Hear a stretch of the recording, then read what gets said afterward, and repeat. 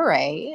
I hope you guys feel sufficiently shared and DM'd to your friends in your community. Thank you again for joining us today. And thanks to our friends for joining and to NiftyKit for hosting this really exciting AMA for the community about Diamond Smart Contracts. I cannot wait to hear all thing diamond contracts, but before we chat about that, just really brief housekeeping. Firstly, there's going to be some pinned tweets above in the nest so you can follow along as we chat today. And there'll also be some info on how you can learn to use NiftyKit tools to become a creator. This space goes for about an hour, so time permitting, we'll hopefully have that time for some questions for the experts. So hold your questions until then, until we open up the floor. And then secondly, just a friendly reminder that we do host spaces every week, and our next space will be right after this one, not right after, but a little bit after 12 p.m. Pacific Standard, 3 p.m. Eastern Standard. We're going to be highlighting a multidisciplinary artist named Brittany Pierre, so please tune in for that. So with that, welcome, welcome. This is a very special No Code Smart Contract AMA, where we are joined by our fearless leaders, Dan and Terrence, the co-founders of NiftyKit, along with Nick Mudge, the author and mastermind behind the Diamond Smart Contracts. With that, I'm going to kick it over to Dan and Terrence. Awesome. Thank you so much, Jessica. And thank you so much, Nick, for being here. And thank you for allowing us to do Twitter Spaces with you. At NiftyKit, we have officially adopted the Diamond standard for all of our smart contracts. So now is part of our core vision, and we're really bullish on the standard. And as the creator of the standard, you'll always have a special place with us, and would love to continue to work with you and continue to build with you for the future of NFT smart contracts. Just to kind of like, kick things off and, get a feel of like, feel of the spaces, like maybe could you tell us more about you and your background? Yeah, and thank you for having me, inviting me. I appreciate it. Yeah, so my background is in software development. I did web programming. I did development for manufacturing companies. And in 2018, I got involved with Ethereum and smart contract programming. And I was building stuff and interested in NFTs and ran into a smart contract size limit. There's a limit to how big contracts can be on Ethereum. And that was the beginning of solving the problem, which eventually led into the Diamond, the standard there. And then I helped build things on Ethereum with smart contracts and involved in various things. So that's kind of a summary of my background. That's awesome. And various things, you mean the Aavegotchi project? And was that one of the first diamonds that you worked on? Yeah, Aavegotchi. Yes, that I was involved a lot with that and helping launch initially the smart contracts for Aavegotchi and starting that. That was one of the first diamond-based systems. There was another one, Derivadex, that was developed before that. But yes, that, and also I helped with starting QuickSwap, which was another project on Polygon, and yeah.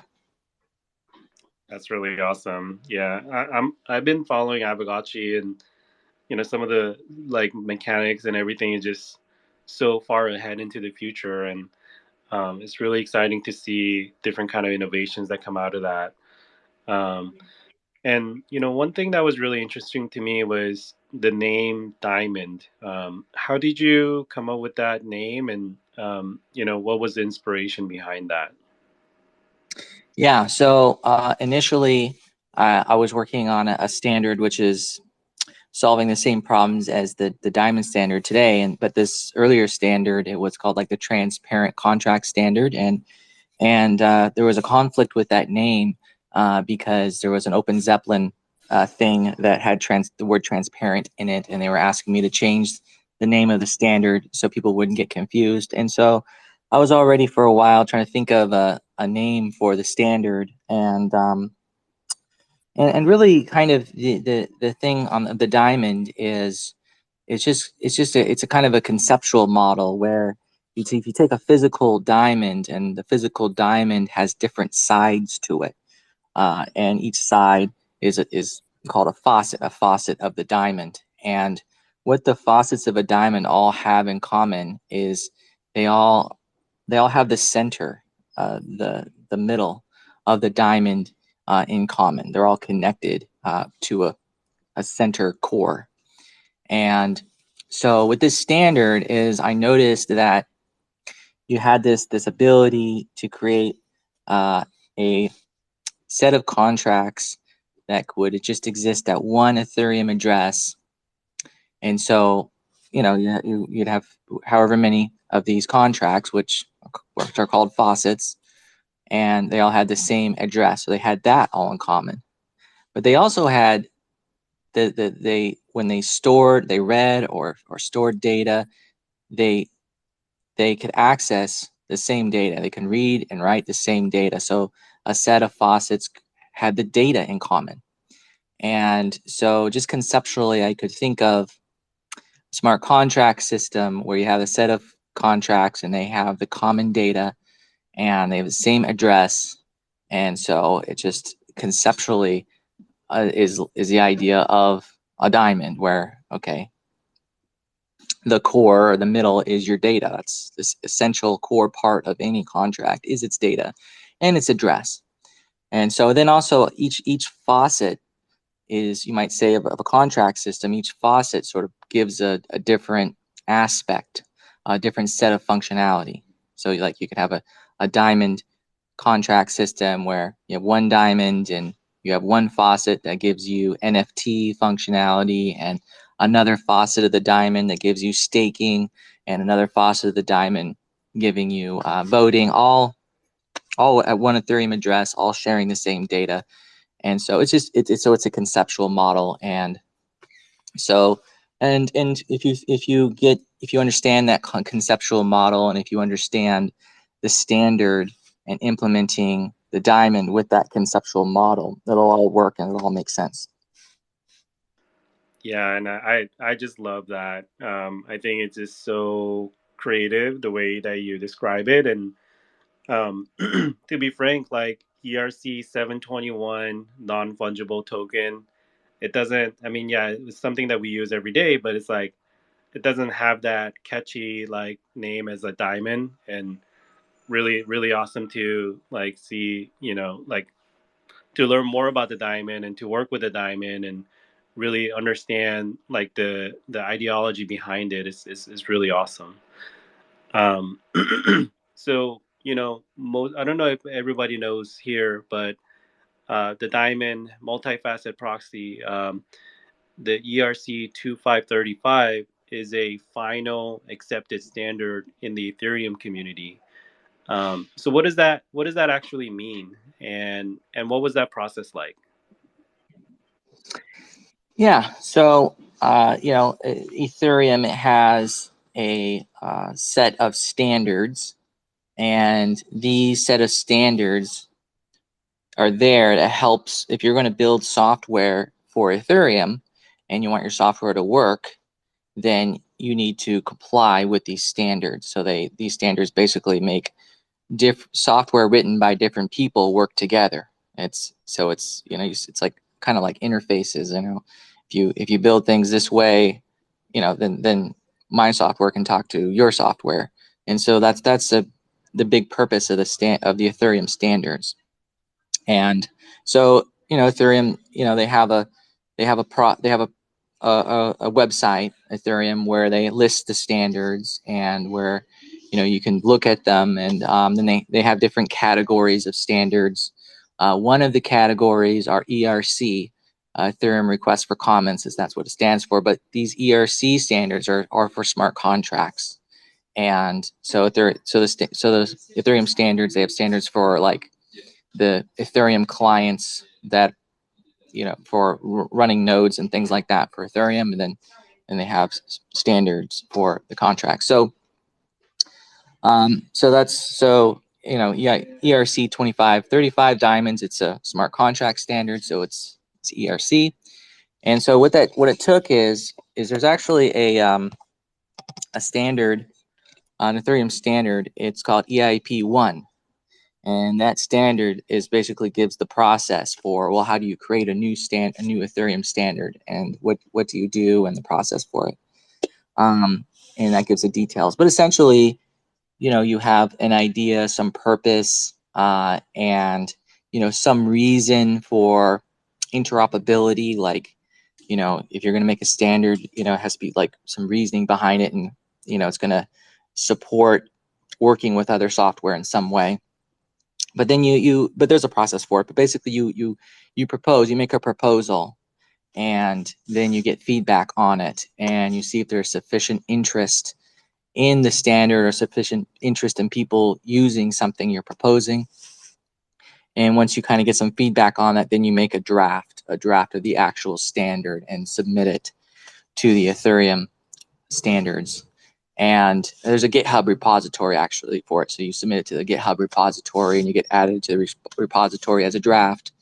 And then you get more feedback from people. You can solicit it. You can go find people who might use your standard or have written similar standards and things like that. And you get feedback on it. And then you should also make your own implementation about the standard, get something working, get a demo working, things like that. Get people to see it. And that's what I did with the with this standard, with the diamond standard, is just that sort of process. And then and you got to flesh it out, get it working, and so on, and eventually get someone to use it in a real project, or you yourself make a project or more projects, and you start actually using in the real world for something useful, and you just kind of go from there. And then after enough people have used it, and it's been in enough projects or so on, then you can there's not like you can see like it's simplified as much as it can be simplified. It's if you've had some audits done concerning it, that's good. But basically, it gets to a point where it's done, and then you go through the process to make it final. That's really awesome.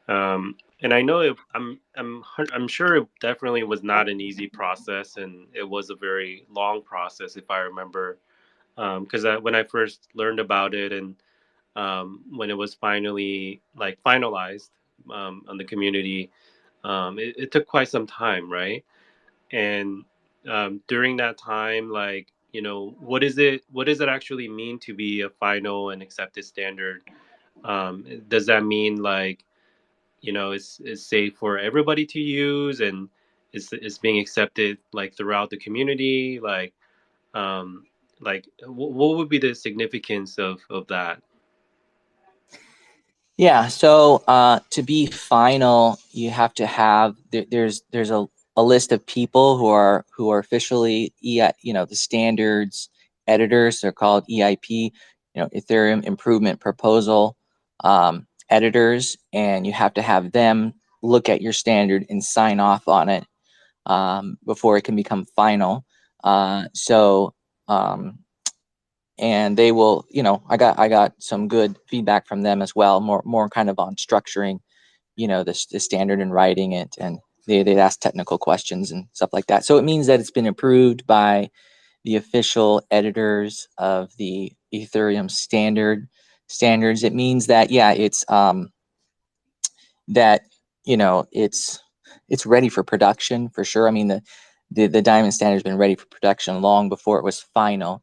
It was sort of I mean, with the diamond, with this standard, like there was some barriers to making it final. Like when it was originally drafted, it was in 2020 when its draft form was in the Ethereum standards, and over a 2-year period, the rules for these standards changed. Like, you couldn't have external links, and I had a lot of external links to tutorials and references and reference implementations, and I felt like, well, it's useful to like have external links in the standard, and I didn't want to remove the external links, so I was like, well, I'll just leave it as draft, and I won't make it final because I want something useful. I'd rather have something useful than have someone's sort of approval. Um, but like, so for, I don't know, a year or something, it was not made final just for that reason. But I talked more with one of the editors, and we found a way to embed a reference implementation into the standard itself.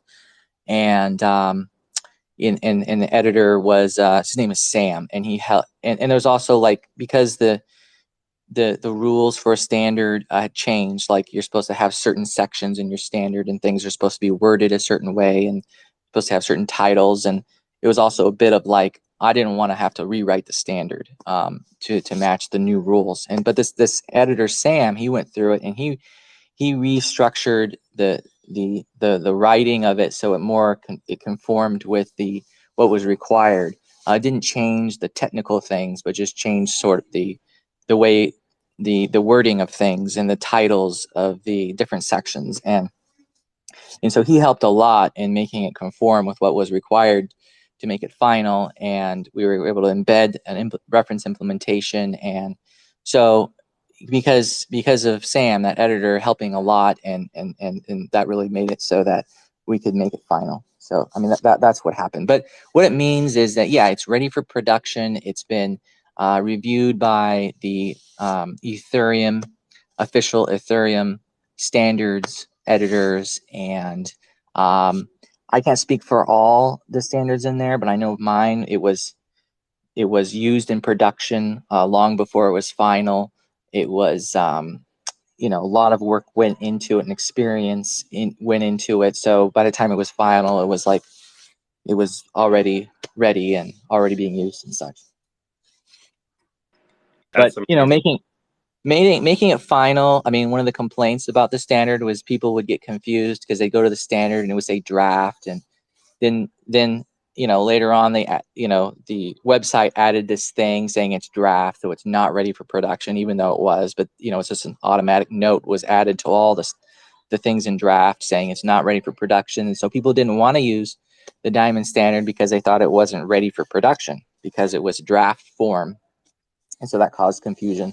So making it final made it, gave the blessing from the Ethereum standard editors, and it made it clear that it was a final standard and it was done.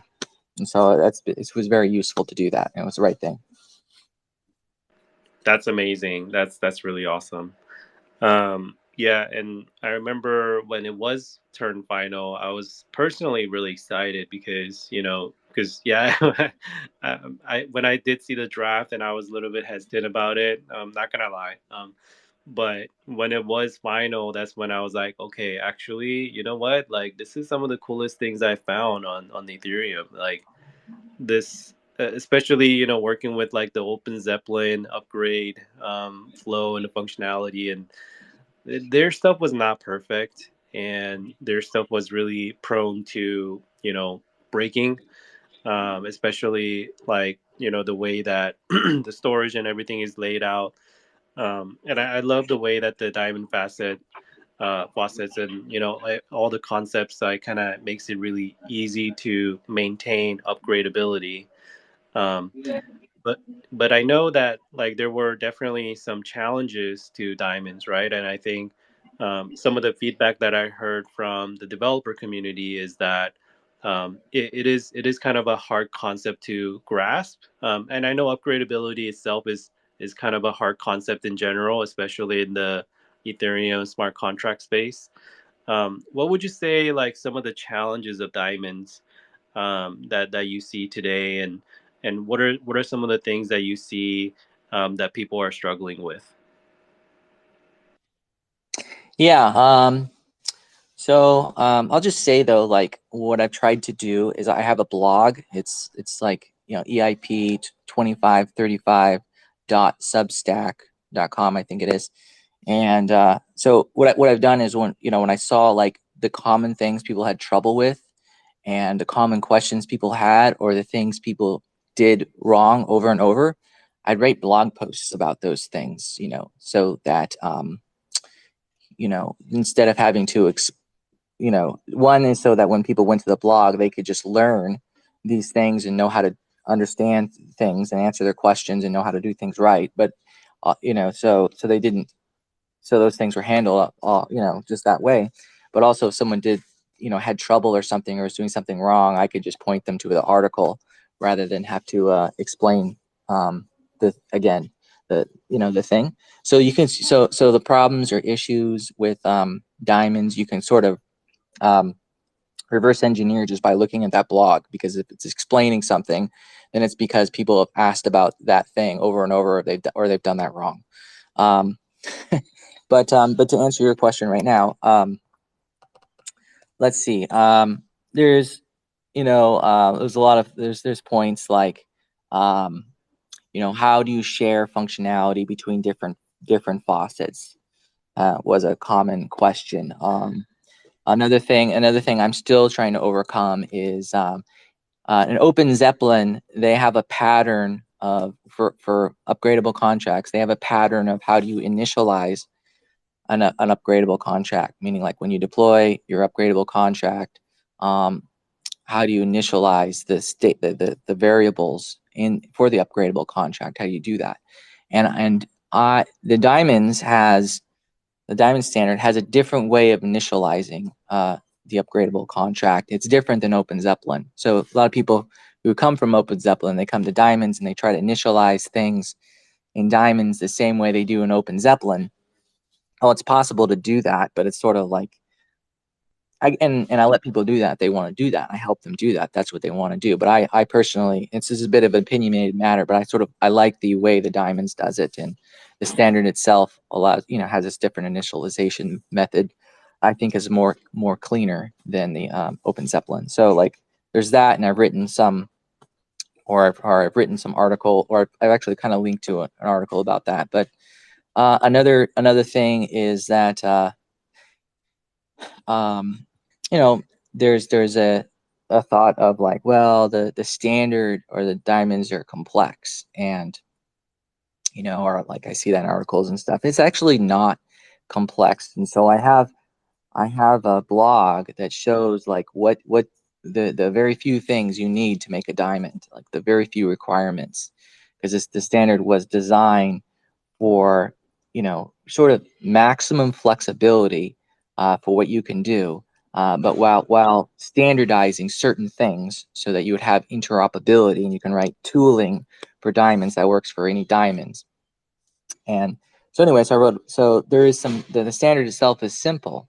There's only a few things to it really, but people I think get confused, or they feel complexity because of the lack of understanding of how storage works. And so that's one of the reasons I've written kind of a lot about how storage works in a diamond, because you have to understand that. And then because a diamond, you can add an unlimited amount of functionality to a diamond. And the word complexity itself has to do with having or dealing with many things. When you're having or dealing with many things, that's essentially what complexity means. And so with the diamond, you can have a lot of functionality added to a diamond. There's no limit to the amount of functionality. So diamond itself is simple, but you have to understand the fundamental concepts, and you have to know that you can do a lot with it. You can create something complex if you wanted to, but meaning you can have it do a lot of things, have a lot of functionality at a single address if that's what you want. Or you can have smaller diamonds that, it's kind of up to you. It's very flexible. I mean, Yeah. so I mean, I could keep going about other aspects about it, but I just said a lot right now. So.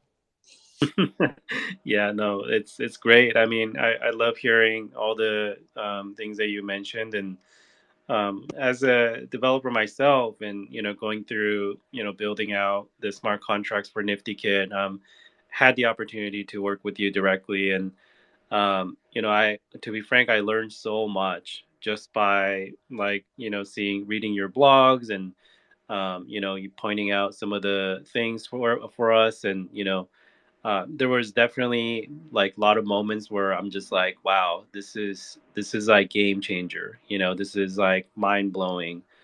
It really changes the way that we think about smart contracts. And I know, like, coming from the NFT space, like a lot of people are like, oh, like NFTs, they're supposed to be immutable, and you're not supposed to be changing things, and all of that. But in my opinion, I think it's more about where is it going, right? Where the NFTs are headed, and in terms of like how do you like future proof yourself, and how do you future proof your project? And I think that those are some of the things that we wanted to solve by leveraging the diamonds. And there's definitely challenges in the NFT space, and one of those challenges when creators get started with a smart contract from like OpenSea or something, or some other marketplace that are offering generic ERC 721s, like there's really no other way to change that functionality. When OpenSea decided to take away like creator royalties and all of that, like as creators, like you're kind of stuck. And I think like diamonds are out there to really help solve and address some of that by making things upgradable, by making things so that you can continuously improve your project. So it's really awesome to kind of see that in action, and having to work on this project, it was really really really amazing. So my next question is like, what are some of the cool projects that you have seen that are built with diamonds? And I know you mentioned earlier some of the projects that you worked on, but what are some of the cool projects that you've seen in the wild that you thought was really cool? Yeah, let's see. I don't have a list with me, but there is a list on Awesome Diamonds of projects, and so I'm sure I'll be missing, probably a lot of interesting projects. But there's I mean, just off the top of my head, I think there's this Geo Web3 project, which is interesting, which is like a map of the world with, and then you can buy different land pieces of the world, and it's connect. Anyways, it's sort of and then you can connect with it in the real world somehow. So there's that. I thought of there's this Derivadex, which is using a DAO with diamonds, so that people who are part of the DAO who can vote for changes to the smart contract, and it's all on chain. So like if you can vote for changes on the diamond, and then if the vote goes through, then a new faucet is added to the diamond based on the people voting, and it's all on chain. So there's no like manual intervention there. Um, um, but there might be some kind of manual check or something for some security thing. But I think that's interesting. Let's see. Yeah, Avagachi's done a lot of diamond stuff.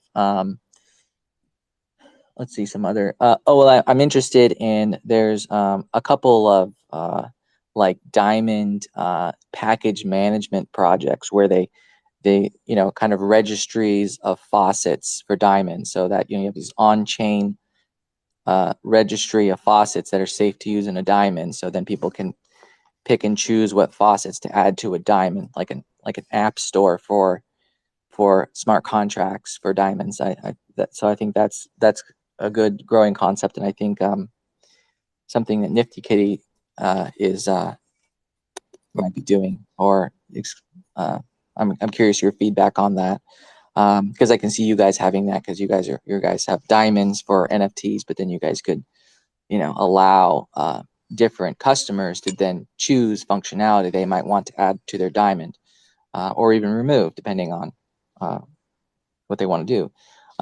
So I'm seeing more of that sort of pattern, and I think that's really great. And that's one of the things diamonds was designed for, is that kind of use. Let's see. I recently saw an application. I don't know. It's just it just comes to my mind of like where you can mint NFTs and it's using a diamond, and it's like gas where I don't know how to explain it. Let's see what other things. I don't know. There's a bunch of projects. There's something like 85 projects on the awesome diamonds, and those are just ones that I've heard of or seen and stuff. But yeah, that's at the moment I think of. Yeah, You can that's awesome. probably just go on forever because the diamond can do so much. And I like how you alluded to what we're doing with functionality, because we get so many crazy requests, and we get some normal requests too, which are perfect for diamonds, but we get some crazy requests and we get some crazy ideas that the diamond enables these ideas to come to fruition once we actually get the dev time. Yeah. And speaking of crazy ideas, our creators are some of the most creative people in the space. So we do hear a lot of crazy ideas. And yeah, and I think like there's obviously like things that we're working on, and great to hear what other projects are working on and continue to build that on the diamonds. And one of the things that we would like to do is continue to invest in diamonds, and if there is a way that we can help.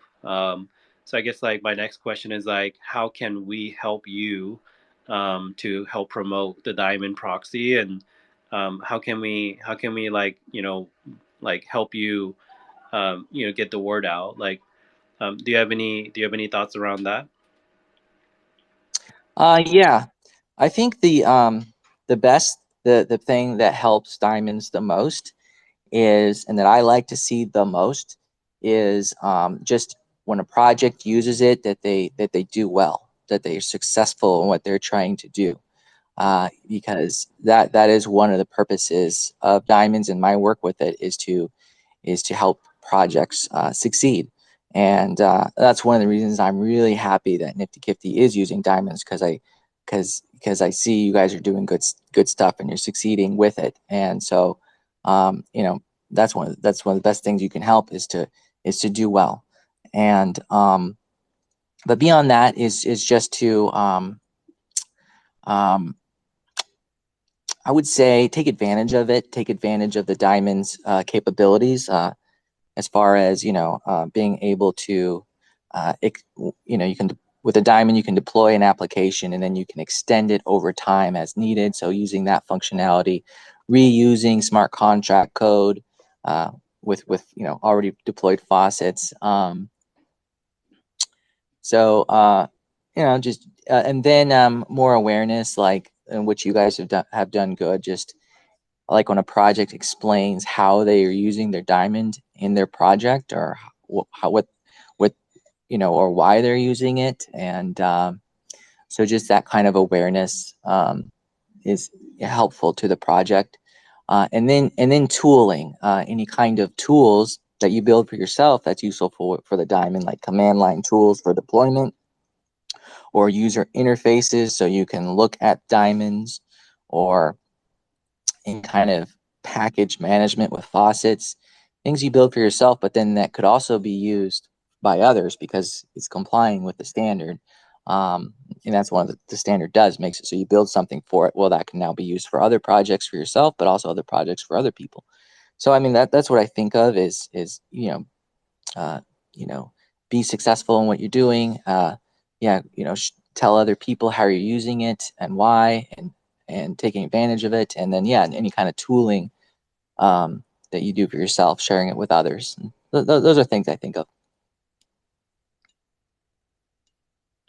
I think it's pretty cool you mentioned the ability in the future to bring in other functionality that you from another project or from another package. One of the things I'm super excited about, and why we want to go with the diamond, is to try to future proof as much as possible. We want the greatest flexibility, and we saw the diamond as the best route to be able to do our daily business, but also have a way and a path forward to not feel like you're going to get too stuck or boxed into something. So I'm super excited about all of the stuff that we're building, and with limitless functionality, and um, some of the things that are possible now, stuff that's coming out.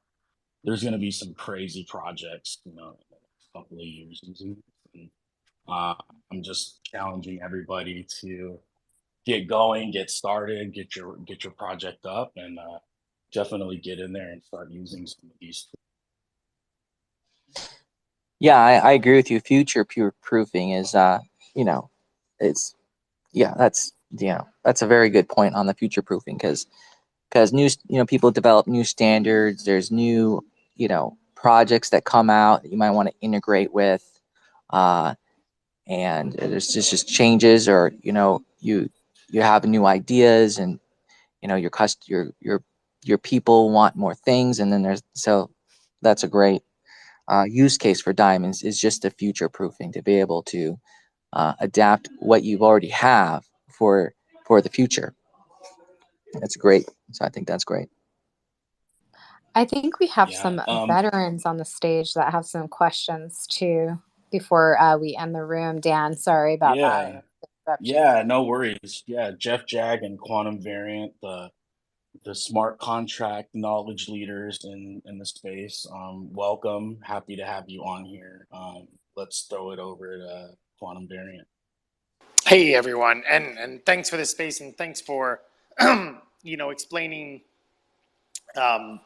more about diamond contracts. I think it's when we host our smart contracts rooms, we use a lot of metaphors, and diamonds just kind of falls right into that for us. But it's still complex. Like, I think even myself, who's been around in this for a while, it's still trying to wrap my head around it. But I have one question. Well, it's a kind of a bigger question. With layer twos, like, I assume, diamond contracts are, obviously they're EVM, and I assume they can work on layer twos pretty straightforward. But especially like in the last few months, or the last month, and I'm assuming into the future, the expense of minting and deploying on mainnet is just going to go up as as more and more people use Ethereum, and layer twos are kind of that solution. But the solution is not perfect for us here in NFTs, because there has been no, like, everybody still wants their assets on Ethereum. And I was wondering if there's a way, or if you've been thinking about like facets that can work on a layer two, connect, like if it's one contract to kind of rule them all, can it go across layers? Can it be where someone, maybe the collector, is minting through layer two, but then the NFT is actually being deployed and produced onto Ethereum? So people want their NFTs on Ethereum. That's why they're there.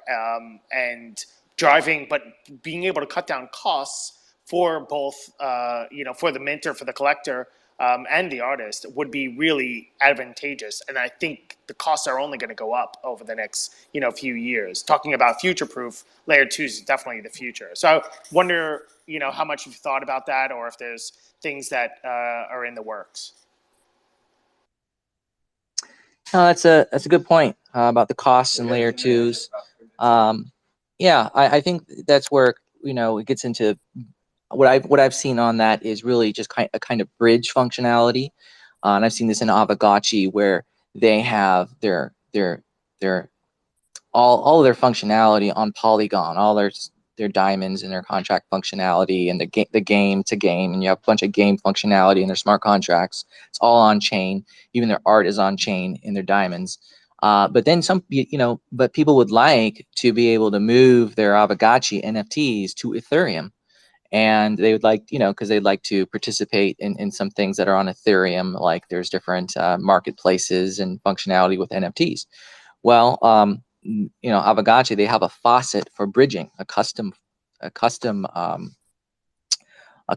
bridge, basically, faucet on Polygon, And on Ethereum, there's a diamond that is used to store the Aavegotchi NFTs, and so they're able to bridge Aavegotchis from Polygon to Ethereum. When they're on Ethereum, all that game functionality is not there, but you usually just get the normal regular NFT functionality. But now it's on Ethereum, and your NFT is on Ethereum. And that's through, again, you have a faucet that has that on Polygon and a faucet on Ethereum, and they use bridging between them using Polygon's bridging functionality as well. And so I could see a similar thing with Ethereum and layer 2s, where you could mint and do things on the layer 2, but then you could either own on Ethereum or bridge to Ethereum, and you could have a pre-made faucet on the layer 2 and on Ethereum. And it's like a pre-made faucet that's been deployed. And once you have a faucet that's deployed, you can just reuse it over, you can reuse it if you need to, if other people have other diamonds. So that's really just what I think of. And there is even a project, it's called Block Alliance, I think it is. Anyways, there's a project that uses diamonds for bridging stuff between different blockchains and things like that. So, Joseph, what you can also do about the pricing and the cost is just make so much money that it doesn't matter. You can also do that as well. So just throwing that out there. It's not what it's the price of minting has been insane the last few days, right? Because of whatever Pepe is taking up all the bandwidth, whatever, right? And we see this happen all the time. We've been really blessed in the last, during this bear market to have really low gas, like 18, 25. We were like, oh, I'm going to wait until it drops to 20, saving a half a cent. But now when it's in the, 70s, 80s, which was normal in the beginning days or early 2021, it's just now people are, you're not going to transact if something is, you're going to pay more in gas than you actually NFT.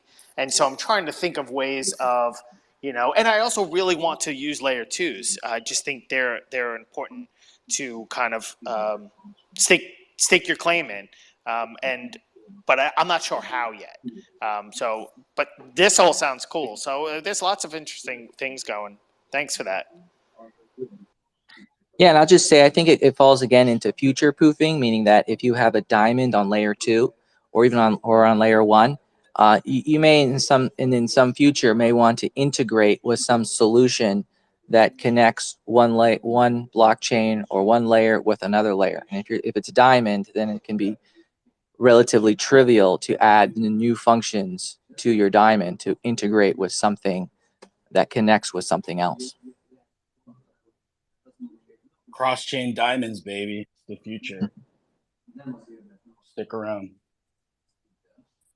Jeff, you had Jeff, your what's hand up? up. Hey, welcome everybody. Thanks, Nick, for doing this space. I've been like super fascinated by the diamond contract since I heard about them through NiftyKit. And I really appreciate your involvement with their project with this. So wanted to say that. But in context of how the 2535 works with, like, that's an open standard, works with NiftyKit, how much and this may be a question for NiftyKit and Nick, but like basically I'm kind of thinking in line of if we have all these crazy ideas and we want to implement something on like a shorter time scale, how open is the ability to interact with a diamond contract and install a facet without like here's let me throw out like a for instance. Like I'm actively like doing some stuff where I'm like I gotta get like moving on my project, and I want to do like Chat GPT to help me write an interface for the website that can like interact with the contract. Like how much like how stupid am I to rely on that? And how much of a developer do I need? Now, how open is this where like as an artist I can jump in and say I have this crazy idea, I want to try it. Like what kind of a mess can I get myself into, and is it best to wait for the official NiftyKit facets, or how does that all break down? Yeah, I can say that the standard itself, the diamond standard itself, it doesn't it doesn't specify, like, it tells you how a diamond works, but it doesn't specify or dictate like who can add new functions to a diamond, who can add faucets, the security on it. It doesn't dictate. In the reference implementation, it gives an example of security, but it's just an example. So really, the project that uses a diamond can really have the freedom to say, well, only our approved faucets can be used with the diamonds we create, or they can say our approved faucets plus third-party faucets can be used. So it's really up to a project to determine their model for security, and what faucets can be added to a diamond. And the standard just says, well, how are these things added to the diamond, but doesn't say who can do it. Doesn't specify the security on it. So yeah, it'll be NiftyKit to answer that. But I'll just say, I asked ChatGPT to write I told it to write a diamond implementation, and I was surprised in how well it actually did write.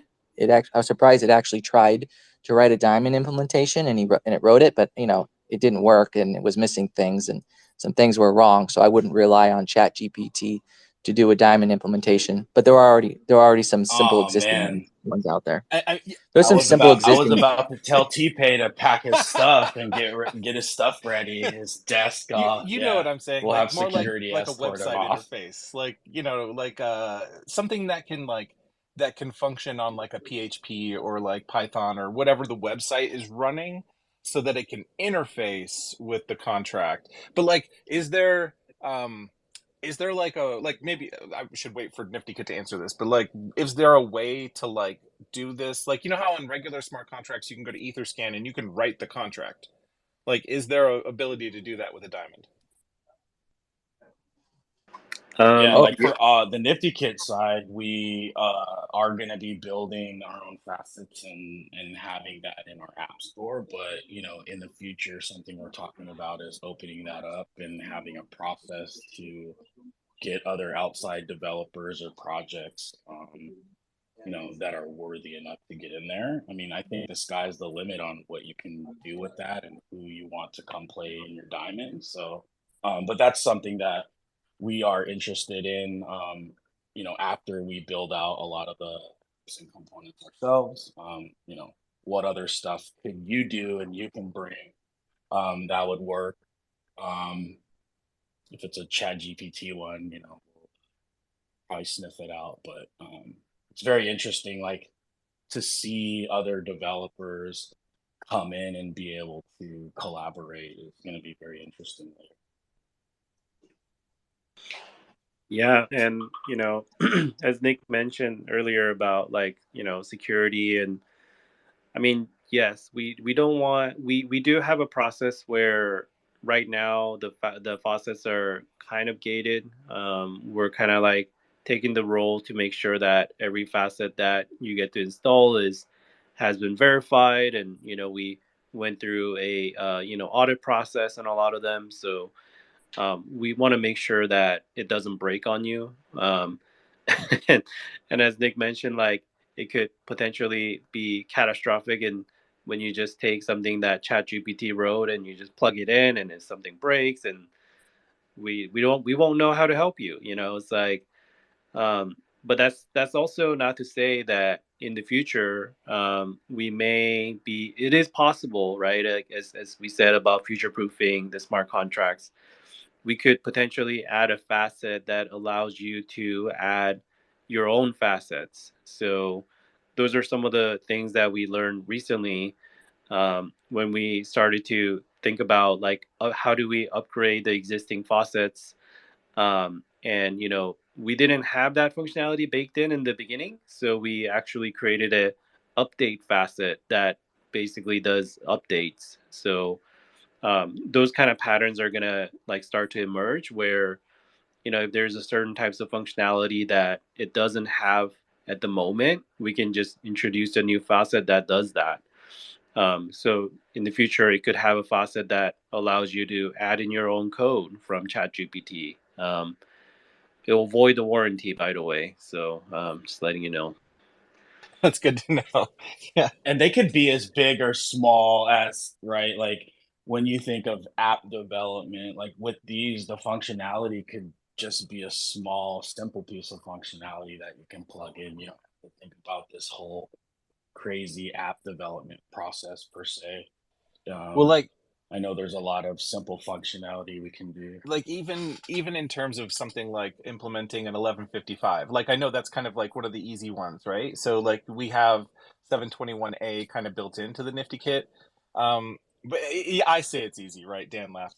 But like 1155 is one of those kind of like earlier standards. It's the additions standard, and so like that like, but that's kind of like the promise of it, is having, you can have multiple things on one smart contract. And so like I was thinking, like if I could have an 1155 that was an addition sort of thing, and then it would show only one token, but it would be in my collection. And that's kind of like the big deal, is that it would, maybe there's 20 or 30 of them, but it wouldn't show 20 or 30 icons of the same thing. And that's kind of like, as a collection owner, as an artist, I don't want like one of the same art to take up a bunch of spaces in a collection of one of ones. And so, like, having this idea of like, I can mix and match between these and maybe burn the 1155s to create new 721s. Like, I think, like, going the route of doing sort of like having ChatGPT create me an interface on my website that can just call to those contract functions, and then execute it like that. Like, that's kind of the method I'm looking down that path. I'll say there is a user interface called looper.dev, and it can talk to any diamond contract, and it also shows you what functions exist in the diamond, and you can execute them through that interface. So. Awesome. Hey, Nick, thank you so much. And appreciate Dan and T-Pay like bearing with me on these hard balls. No, it's all good, man. Like the creators are the ones that have to push on the devs and the people building the tools. So, if we don't have these places for you to air out your crazy ideas, or at least be able to like walk you back away from the edge of the cliff, usually we can find a lot of figure out the path of how to get there, and sometimes it's more doable. I'm still Yeah, laughing definitely from keep the ideas I'm coming. still laughing from when T-Pay said it's going to void my warranty.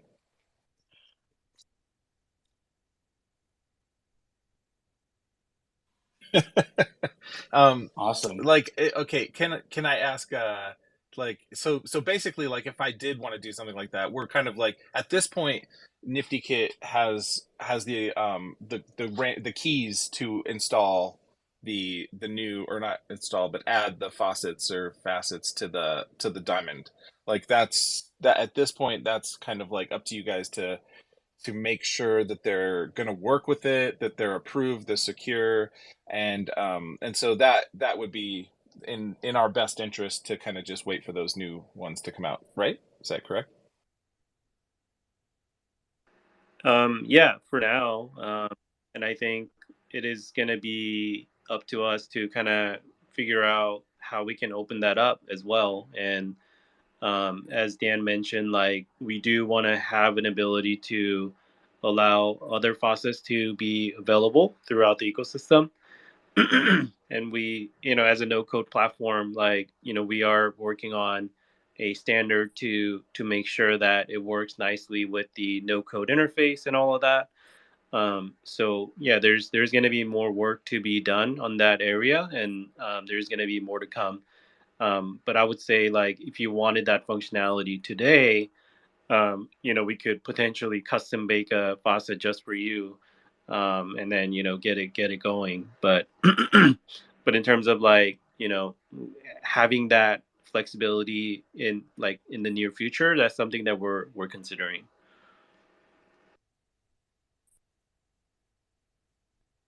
All right. Do we have time for one more question?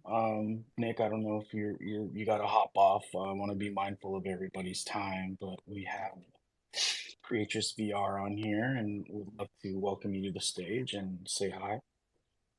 Hey, good morning.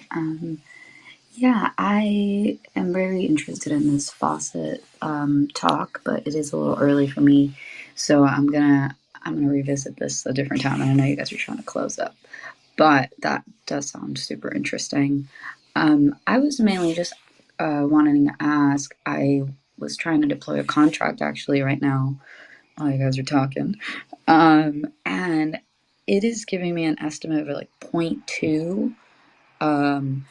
It does say gas prices are high right now. I was just wondering, is that kind of close to how much it usually is, or do you guys have any kind of estimates when it comes to that? Yeah, I can answer that question. So one thing that I learned about the diamonds is that, the gas prices are based on how many features and functionalities that is required to launch that diamond. And then at NiftyKit, when we do launch our diamond, we bundle it with ERC 721, as well as whether it's a drop or addition and some of those functionalities. And I know in the previous like iterations of NiftyKit, we use the concept called minimal proxy to try to reduce some of that load. Um, but for this specific diamond implementation, we wanted to try to get it to close to the true diamond as possible. So yeah, you do see some increase in the gas cost, but the good news is like in terms of the actual usage of the smart contract, like minting and doing certain operations, you should see a reduction in the gas prices.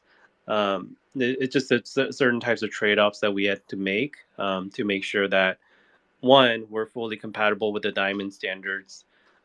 Two, we wanted to make sure everything is going to be future proof, and we didn't want to cut any corners around that. But yeah, the gases are pretty crazy these days, and so sorry about that. But hopefully it'll come down. Hopefully it'll get better. It's all But PP's yeah, fault. Okay, gotcha. The Well, meme coin, that's the yeah. frog. All right. Well, yeah. Thanks. Yeah. Thanks for that. And yeah, I'm gonna have to sadly mint somewhere else because I do not have ETH like that, unfortunately, right now. But So yeah, I Just appreciate you keep in guys mind, answering. gas is 115. It will drop, and so like we're looking at like historically, if you have time to wait until like Saturday night, Sunday night, those in the mainland U.S., those are the times of the week when historically gas prices are the lowest. So if you're okay with locking up your wallet and setting that like that gas maximum gas fee, you can just like set it to a like 40 or something and wait for it to go through, and that way you can like and get that rate. But like obviously I'll have to talk to you in DM about making sure you do that the right way. But if that's like, or you could just wait for it to go down. But yeah, that'll dramatically reduce the price because gas being so high will make it more expensive. When I deployed my diamond contract, it ended up being like 60 or 70, but that was I think around 20 Gwei. Nice. Yeah, I've played around with setting the GUI low and just waiting. Haven't done that in a long time, but for this one, I am minting a 420 collection. So I would kind of like it to be done today. But anyway, thank you all so much for the insights. Appreciate it. Oh, happy 420. For happy 420, everybody. Yeah. Awesome. Yeah. Well, thank you everybody for coming. This has been a very informational. Hopefully, it inspires everyone to think about their project a little bit more, but also not feel like you have to wait for the perfect time. Um, be mindful of the high gas prices. If you have any questions, please reach out to us directly. Nick, thank you so much for everything that you've done for us.